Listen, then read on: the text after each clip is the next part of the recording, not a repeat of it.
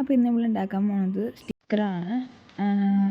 അപ്പം അതിനായിട്ട് sticker trace ചെയ്തായിട്ട് Pinterest എടുക്കുന്നുണ്ട്. പിൻട്രസ്റ്റിൽ സെർച്ച് ചെയ്താൽ നല്ല സ്റ്റിക്കേഴ്സ് കിട്ടും. പിന്നെ അതൊന്ന് ട്രേസ് ചെയ്തെടുക്കുക. ലൈറ്റൊക്കെ ഓഫ് ചെയ്ത് ട്രേസ് ചെയ്തെടുക്കാം.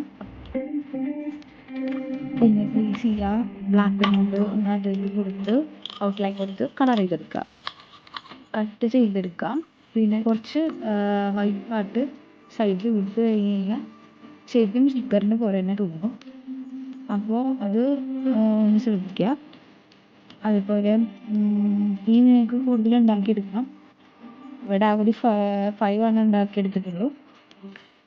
ഔട്ട്ലൈൻ കുറച്ച് വൈറ്റ് പാർട്ട് കാണുന്ന രീതിയിൽ കട്ട് ചെയ്യുക.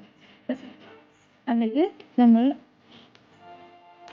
ഒരു സെലോ ടേപ്പ് ഉണ്ടല്ലോ, ക്ലിയർ ടേപ്പ്, അതെടുക്കണം.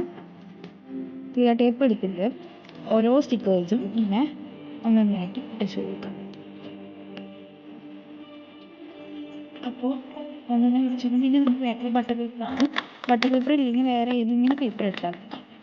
എന്നിട്ട് കട്ട് ചെയ്ത് സ്റ്റിക്കേഴ്സൊക്കെ പാക്ക് വെച്ചു. സ്റ്റിക്കേഴ്സ് റെഡി ആയിട്ട് ലാസ്റ്റിക്ക് കുറച്ച് ഭംഗിയല്ലോ ചെയ്യാം.